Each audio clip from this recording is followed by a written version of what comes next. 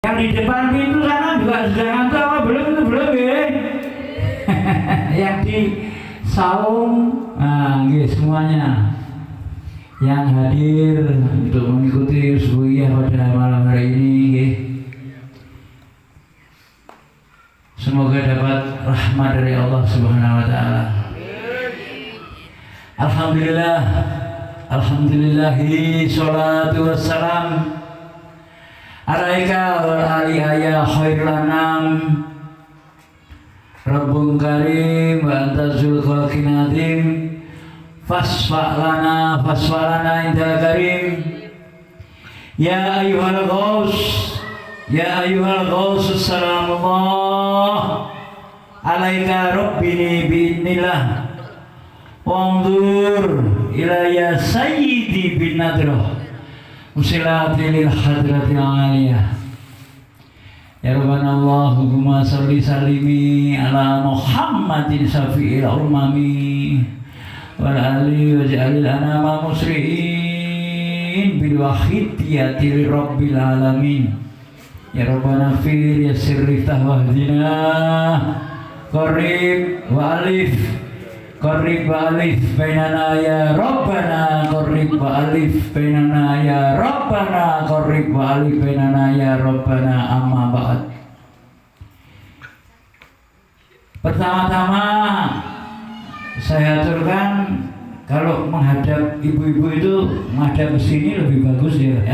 Dan lirik kok ceramah kalau kero gitu ngadep sini aja berhadapan-hadapan sama Ki Ageng gini biar enak. Kalau kan ngelirik orang kan gak enak.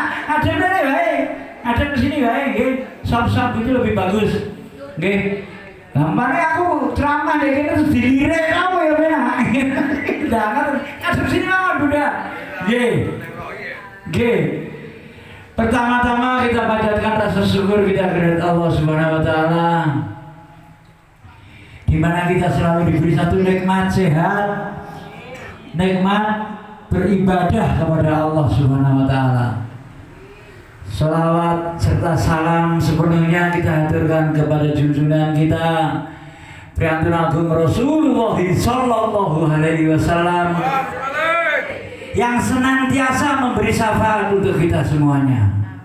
Syafaat wa ghassu hadza zaman. Radhiyallahu anhu yang senantiasa memberi syafaat untuk kita semuanya. Betapa bahagianya kalau kita mendapat syafaat Rasulullah SAW. Gitu. Apalagi yang cerita tentang Rasulullah itu diperhatikan maksimal. Itu nanti syafaatnya lebih maksimal dari Rasulullah SAW. Tapi kalau dilirik tetap enggak tepat. Ada ini gitu. Bagus suhada zaman yang selalu memberi pertolongan untuk kita semua. Di mana hati kita mengo ditarik sama beliau Rasulullah SAW untuk supaya kita fafirru ilallah, kembali kita di jalan Allah wa Rasulullah SAW. Ditarik sama Allah, suhada zaman radhiyallahu supaya kita beriman kembali kepada Allah Subhanahu wa taala. Saya tadi ada tertarik dengan beliau ngendikan tentang nafsu yang menghalangi kita audiensi kepada Allah Subhanahu wa taala. Nafsu itu banyak, ribuan. Jadi ada satu nafsu yang misalkan rububiyah, ada ananiyah, ada taumiyah, ada syaitoniyah. Itu satu nafsu itu dibagi di sekian ratus nafsu. Yang mau saya sampaikan di malam hari yang penuh barokah ini, salah satu nanti kalau kita ceritakan satu persatu, kok seperti rububiyah yang mengaku-ngaku tidak ada siapa-siapa yang dia yang bisa melakukan sesuatu tanpa aku, kamu nggak bisa makan, nggak bisa minum. Aku yang tinggi di depan Allah. Nah itu, intinya kalau sudah begitu nanti aku akhirnya menghambakan diri kepada akunya, bukan kepada Allah Subhanahu wa taala. Makanya syirik, jadinya syirik. Ya, kalau sudah syirik itu seperti semut hitam, yang berjalan di atas batu hitam di tengah kegelapan malam. Roro dicokot, gitu. Saya bisa ngomong begini sudah. Aku ngomongnya kepada Allah Taala. Makanya harus Baginda aku Rasulullah SAW itu pernah menyampaikan bahwa syirik itu seperti itu. Semut hitam yang berjalan di atas batu hitam di tengah kegelapan malam. Moro-moro nyokot deh, orang ngerti. Halusnya syirik seperti itu. Al-Imam Ghazali di kitabnya yang sufi juga pernah diterangkan tentang syirik.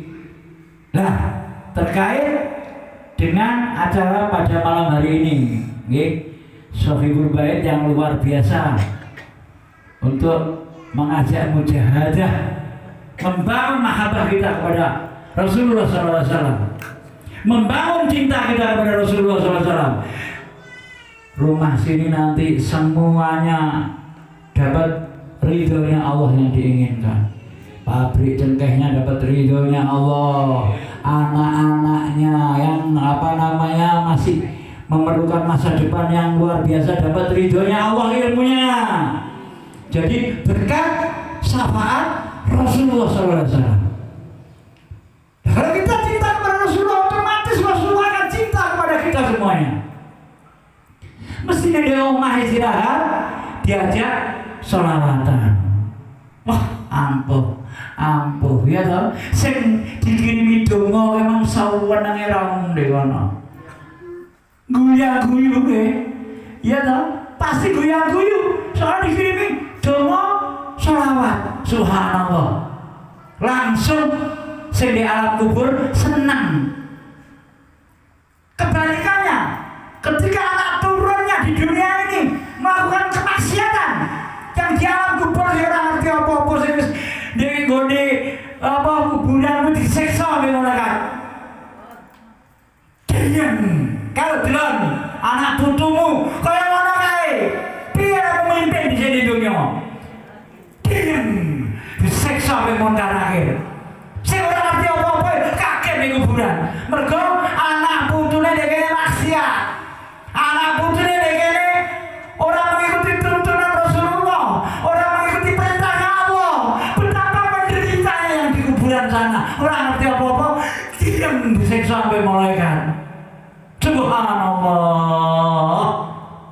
Dawuh beliau tadi harus subhanallah yang ndelok sing kaya mangkono kuwi, ngrungokne sing kaya mangkono kuwi. Makanya tanggung jawab orang tua itu penuh. Sebagai orang tua itu penuh tanggung jawabnya kepada anak-anaknya. Anak-anak nakal, sing salah sapa? Wong tuane. Sampai anak nakal mlebu neraka sing kapan hari saya pernah cerita tentang di ance anak ini di dalam neraka. Karena orang tuanya nggak mau mendidik lir rasul, lillah billah, tidak mengenalkan sholawat, tidak mengenalkan tuntunan yang benar-benar tuntunan yang dapat ridhonya Allah. Lillah billah, lir rasul, lil ghos. Orang kenal kuwi anake. Sehingga anake mlebu neraka, wong tuane mlebu surga. Anake bengok, "Umi, Abah, kok penak kok mlebu neraka? Kok penak kok mlebu neraka? Aku nek donya ora mau belajari tiket menuju surga. Saiki aku ini kepanasan neraka, mergo ora mau belajari tiket menuju surga." Akhirnya diputuskan sama Allah, ibu bapaknya jadi ance anaknya di dalam neraka. Ibu bapaknya jadi ance anaknya. Sing salah ibu bapaknya. Orang nane lillah billah, orang nane tuntunan kasih dia. Akhirnya dosane kaya mangkono kuwi gak kenalne ambek anak putune. Makanya kita harus dalam satu kesempatan yang baik ini, anak-anak putune sing rada cilik-cilik ya kudu diperhatikan. Ini acara yang luar biasa, ora main-main. Nek donya anak entek seneng. Aku dhisik seneng ora entek. Bintang film gitu.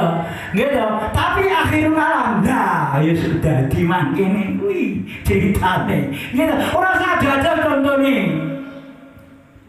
Kenal iso diantara nggih? Kenal nggih? Coba kenal apa mboten? Kenal kabeh, maksud aku kenal si Jalil gitu. Iya dong, guayane kaya wis ra iso terjatuhlah kalungnya pandai. Begitu dibentur sama Ngajoromo di Jakarta dikenali Wahidiyah, langsung sarungan. Orang di Solono wong lagi sarungan terus gitu. Nggih. Nah, satu contoh semoga yang saya sampaikan ini bermanfaat. Satu nafsu yang akan saya kupas di sini. Nafsu baumiyah. Nafsu baumiyah perangainya seperti binatang. Coba kita lihat kanan kiri kita. Gur mentenge wetenge dhewe. Mentenge wetenge dhewe ora wis mikir kanan kiri ini. Kaya bandeng, kaya singa, kaya macan, nyedet jatahe dikeluak. Nah, apakah kita mempunyai orang-orang terdekat kita seperti itu perangainya? Itu baumiyah. Jadi perangainya seperti binatang. Makanya keluar firman Allah, ulaika kal an'am bal hum adall. Kelihatannya seperti manusia tapi perangainya menyerupai seekor binatang. Jadi adanya orang-orang yang punya perangai seperti itu pasti tidak mengenal lillah billah lirrasul birrasul. Ilmunya buat ilmuin yang lain. Ilmunya buat ilmuin yang lain. Jadi seneng nek kancane luwe, seneng sing kancane apes. Dia ra mikir yang penting wetenge warak. Nah, sing penting sing wetenge warak. Nah, itu Mbak Anu luar biasa ya. Ternyata memperhatikan. Gitu. Dan ra penting kanan kiri, ra penting akhirnya kaya mangkono kuwi, ketoke manungsa ning luwih sadis teko binatang. Ayo kita koreksi diri kita. Di malam yang penuh barokah ini, yang lagi ulang tahun, dapat ilmu nanti ilmu yang dapat ridhonya Allah berkat syafaat Rasulullah SAW. Jadi rezekinya, kesehatannya yang dapat ridhonya Allah berkat syafaat Rasulullah SAW. Waqad suhada zaman waradiyallahu anhu.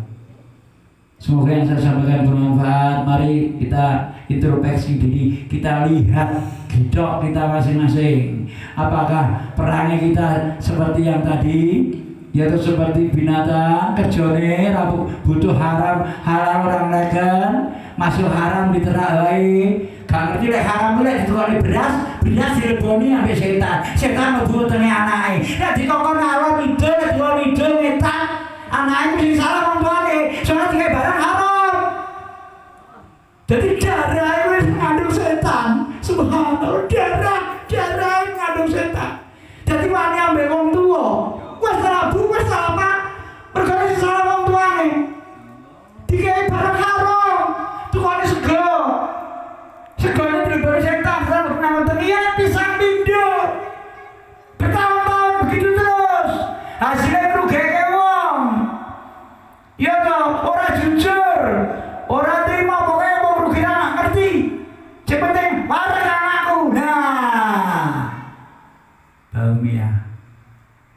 Semoga yang saya sampaikan bermanfaat. Tapi kalau di sini nggak ada, ini cuma mengingatkan diri saya dan jenengan. Itu di sini tidak ada. Semuanya orangnya yang hidupnya dapat ridhonya Allah Subhanahu wa Ta'ala. Semoga yang saya sampaikan bermanfaat. Kalau ada salah mohon dimaafkan. Nanti sambung lagi di Nur Falah. Gitu.